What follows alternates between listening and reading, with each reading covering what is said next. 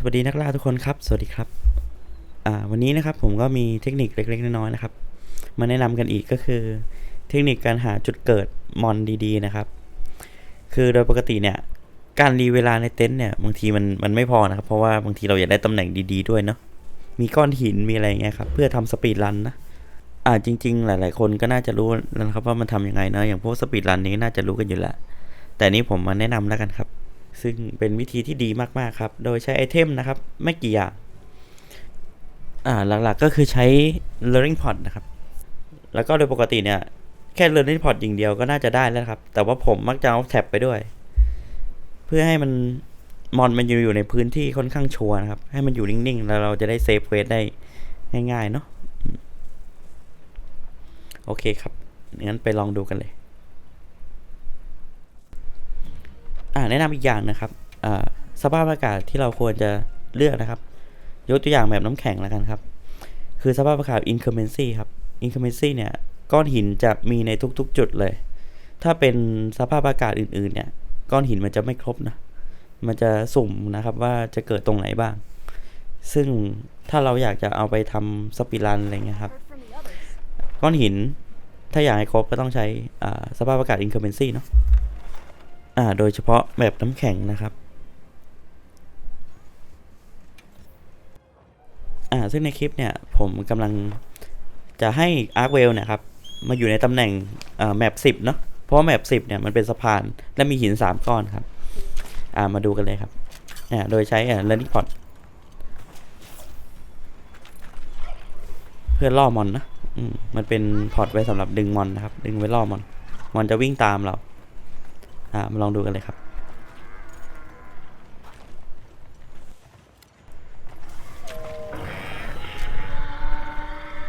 โอเคนี่ยิงแล้วคอยสังเกตเส้นแดงๆไว้นะครับที่มันอยู่ที่ตัวเรานะเส้นแดงๆนะคือถ้ามันยังอยู่เนี่ยแสดงว่ามอนมันไล่เราอยู่คือในบางครั้งเนี่ยมอนเวลาเจอมอนตัวอื่นมันจะหยุดวิ่งนะครับมันจะไปสู้กับมอนตัวอื่นบางทีเราต้องคอยสังเกตนะเนี่ยมันในคลิปเนี่ยเนี่ยมันหยุดแล้วเนี่ยผมก็สงสัยแล้ว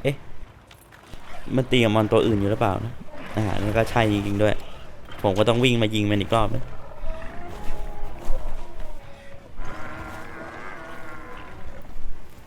ตอนนี้มันเล็งแล้วก็ไปกันต่อครับคือจุดที่ผมจะอยากให้มันเกิดก็คือแมป10นะก็คือตรงสะพานตรงนี้ครับเพราะสะพานตรงนี้มันจะมีหิน3ก้อนนะโดยปกตินะผมจะวางแท็บด้วยเพื่อให้มอนมันอยู่ตรงนี้ชัวร์ๆนะแล้วก็จะกดเซฟเควสตรงนี้เลยก็ได้นะครับแต่ผมมักจะชอบวาร์ปกลับนะวาร์ปกลับแล้วเซฟทีหลังเพราะรู้สึกว่ามันติดชัวร์นะครับผมรู้สึกว่ามันเซฟเควสแล้วมันได้ตำแหน่งที่ชัวร์แต่เพื่อนๆลองดูได้ครับจริงๆสามารถเซฟตั้งแต่ตรงนั้นได้เลยนะแล้วเนี่ยครับเราก็ได้เควสแล้วในตำแหน่งจุด10นะก็คือเราสามารถเอามาเล่นกับพวกก้อนหินได้แล้วครับเดี๋ยวผมจะลองทำอีกเควสหนึ่งนะครับจะเป็นเรดาวแล้วกันเนาะเดี๋ยวผมทำให้ดูแล้วกันเป็นแมปทะเลทรายจุดที่มีก้อนหิน3ก้อนข้างบนนะครับแบบเลข4เดี๋ยวไปดูกันนะครับสำหรับเรดาวนะตอนนี้ผมอยากให้มอนมันมาตรงนี้ครับคือโดยปกตินะถ้าเรามันรีกันหลายรอบครับกว่ามันจะเกิดตรงนี้เนาะซึ่งตอนเนี้ยเราไม่ต้องสนใจแล้วว่ามันจะเกิดตรงไหนนะเพราะเราจะพามันมา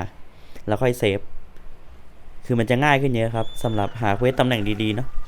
ไม่ต้องมากดรีจนเปลืองพอยต์หลายๆรอบนะครับเนี่ยลองดูครับผมก็วิ่งไปหาเรดาวแล้ว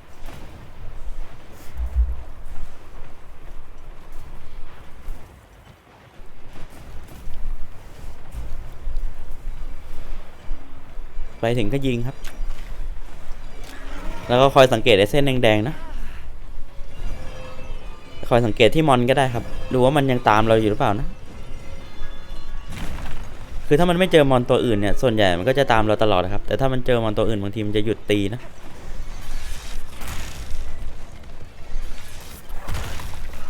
เนี่ยมันหยุดโชว์ท่า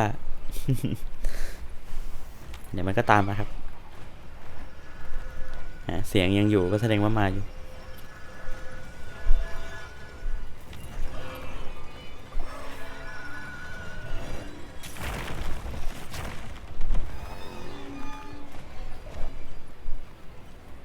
นะครับคือมันง่ายขึ้นมากครับสำหรับอยากได้ตำแหน่งดีๆของมอนนะ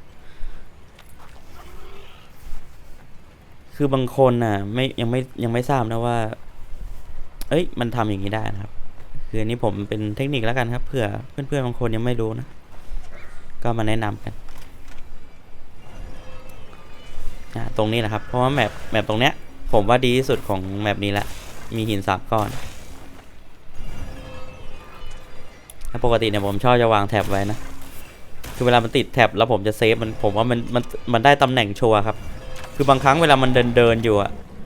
บางทีมันยังอยู่ในจุดเก่านะเวลาเราเซฟแต่ถ้าติดแท็บเนี่ยผมว่าโอกาสได้นี่แบบ90%เลยเนี่ยผมเซฟเลยเดี๋ยวลองวาร์ปกลับดูแล้วลองดูว่าเควสมันได้หรือเปล่า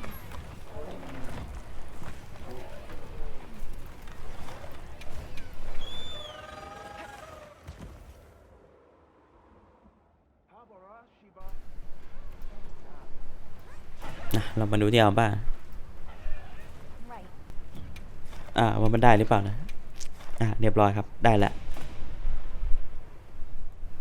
แล้วเนี่ยครับคือวิธีเซฟเควสของผมนะเนี่ยลองมาดูเควสของผมแล้วกันครับหนูได้นี่ก็ผมเซฟไว้ตำแหน่งนี้เพราะว่ามันมีเครื่องยิงนะครับเครื่องยิงที่ดึงแล้วมันจะยิงนะครับ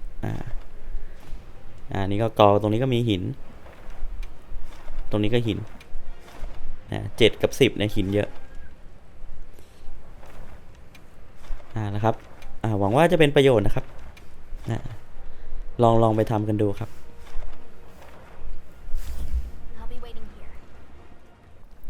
เนี่ยครับสำหรับคลิปวันนี้ก็ประมาณนี้เนาะคือเอาเพื่อนๆลองเอาไปลองใช้กันดูครับผลเป็นยังไงก็ลองมาคอมเมนต์กันแล้วกันครับว่าใช้ได้หรือเปล่านะว่ามีประโยชน์หรือเปล่ายังไงก็ขอบคุณที่รับชมครับ